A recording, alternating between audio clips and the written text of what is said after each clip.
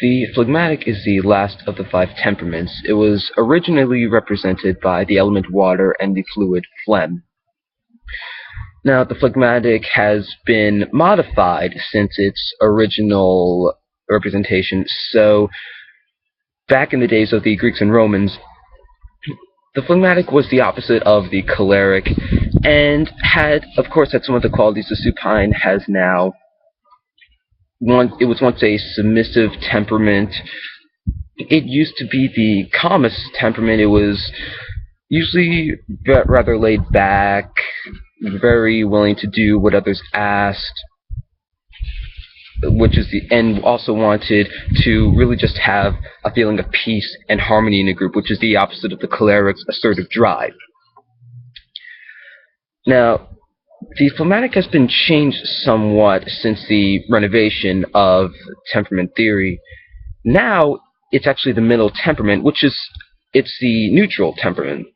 This has been something that's been hinted at for some time, as people noted that it wasn't as serious as the melancholy or choleric, but it wasn't as fun-loving as the sanguine. It was even said once to be the absence of temperament, which is probably the closest thing to the truth. Now, the phlegmatic is still very calm, very rational, but now has an iron will. Sometimes it's considered to be the most willful of the temperaments, possibly even more than the choleric, so it doesn't have the submission that is now the main trait of the supine.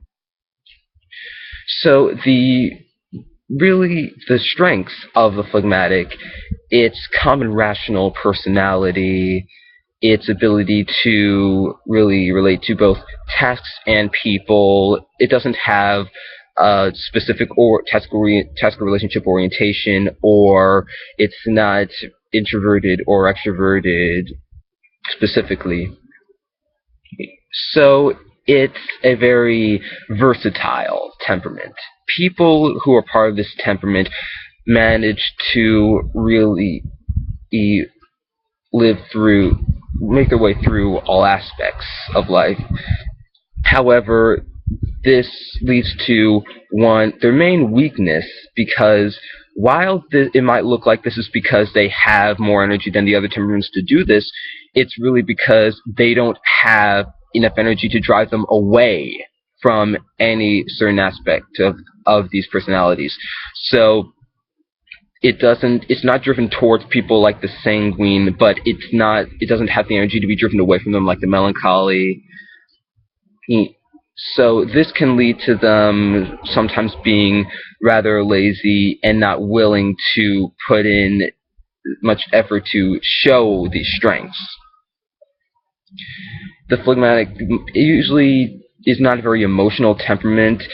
Very different from the melancholy, though. While the melancholy just suppresses its emotion, the phlegmatic doesn't have much to begin with, which leads to it being rather sarcastic in an attempt to sort of deflect people from trying to get to its inner being, as there isn't the emotion that people would expect. Now, the phlegmatic is unique in that it's the only temperament that doesn't have a driving need involving fear, the fear of being rejected by people. This is what all the other temperaments' basic needs stem from, and they just react to it in different ways. The sanguine reacts to this by trying to be charming and likable in order so people won't reject him or her. The choleric forces him or herself on people, trying to make sure that he or she is accepted on his or her own terms. The melancholy just drifts away from people because it believes that they won't like it anyway, so it doesn't even bother to be around them. And the supine just tries to be a good servant, tries to be a good friend, to be very loyal so they can be seen as very useful and a good friend.